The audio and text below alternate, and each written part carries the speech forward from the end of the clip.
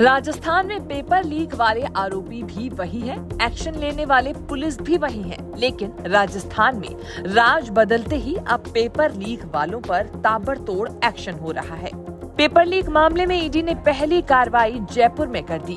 Paper leak के आरोपियों की संपत्ति पर सरकार का बुलडोजर चलने लगा है। जयपुर में ईडी ने सुरेश और भूपेंद्र की 1,17,00,000 की 3 संपत्तियां अटैच की हैं। ये संपत्तियां सुरेश, भूपेंद्र और इनसे जुड़े इंदुवाला और इलायची के नाम से है।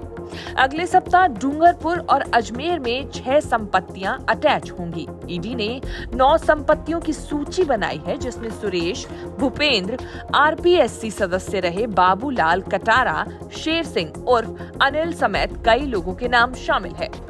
कटारा के बेटे के नाम डूंगरपुर में 5 प्लॉट हैं। शेर सिंह की एक प्रॉपर्टी अजमेर में है। उधर दिल्ली कोर्ट से जुड़ी एग्जीक्यूटिव कमेटी इस अटैचमेंट पर मोहर लगाने वाली है, जिसके बाद ईडी नीलामी प्रक्रिया तय कर देगी। दूसरी ओर विभाग की ओर से सुरेश और भूपेंद्र यादव के 2 बैंक खाते सीज किए गए हैं। इनमें कुल 13 लाख रुपए जमा हैं। पेपर लीक मामले में ईडी ने 5 लोगों को आरोपी बनाते हुए कोर्ट में चार्जशीट पेश कर दी है।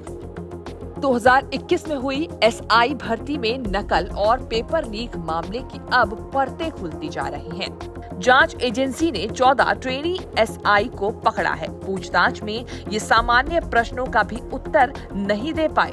नकल का ऐसा ही मामला 2010 की एसआई भर्ती में भी सामने आया था, लेकिन जांच ही नहीं हुई। 575 पदों की इस भर्ती का विज्ञापन 2010 में निकला था। परीक्षा 2012 में हुई। फाइनल रिजल्ट 2014 में आया। मई 2014 में ये बैच ट्रेनिंग के लिए राजस्थान पुलिस एकेडमी आया। एकेडमी के तत्कालीन डायरेक्टर बीएल सोनी ने इन्हें हिंदी में एक पत्र लिखने के लिए कहा तो 100 से ज्यादा ट्रेनी एसआई ने आसान माने जाने वाले शब्दों को भी गलत लिख दिया। ये काफी चौंकाने वाला था, क्योंकि परीक्षा में हिंदी का 200 नंबर का पेपर होता है। सोनी ने डीजीपी को जानकारी दी। उनके ऑफिस ने आरपीएससी से पूछा कि कई ट्रेनी एसआई का चयन संदिग्ध लग रहा है, भर्ती में गड़बड़ी तो नहीं हुई।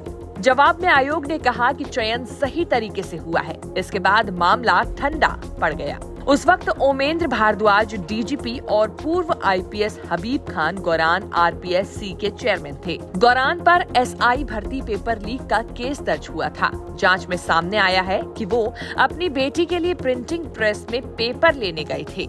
एसओजी को इनपुट मिला है कि कई कोचिंग स्कूल संचालक पेपर लीक गिरोह के संपर्क में थे। पेपर लीक प्रकरण में जयपुर के 6 बड़े कोचिंग संस्थान और 8 स्कूल भी जांच के दायरे में हैं। आरोप है कि इन्होंने गिरोह से पेपर लेकर अन्य अभ्यर्थियों को पढ़ाया था। एटीएस एसओजी के एडीजी वीके सिंह ने बताया कि कुछ कोचिंग और स्कूल संचालकों के नाम सामने आए हैं। इनकी जांच की जा रही है।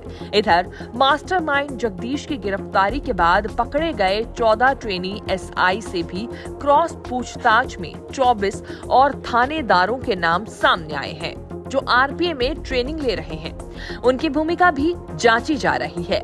इस भर्ती में चयनित सभी एसआई के दस्तावेज और फोटो की एफएसएल जांच, हस्ताक्षर मिलान की प्रक्रिया भी जारी है। कुछ एसआई प्रशिक्षण लेने ही नहीं पहुंचे। जांच में सामने आया कि कुछ अभ्यर्थी पेपर लीक में संलिप्त थे। इस मामले में जैसे जैसे जांच का दायरा बढ़ रहा है, वैसे वैसे कई चौंकाने वाले खुलासे होते जा रहे हैं। एसओजी को पूरा भरोसा है कि जल्द ही पेपर लीक के बड़े मगरमच्छों को भी सलाखों के पीछे पहुंचा दिया जाएगा। ब्यूरो रिपोर्ट, राजस्थान तक।